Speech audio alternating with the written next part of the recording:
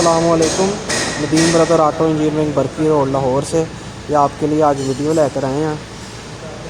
ए वेखो जी, एदी ना लैन चेक करने लगे हैं तो यह बार है मुंडे के हाथ बार है बार के नाल असीं लैन चेक करांगे। ए देखो जी, बार है स्टैंडर्ड साइज है,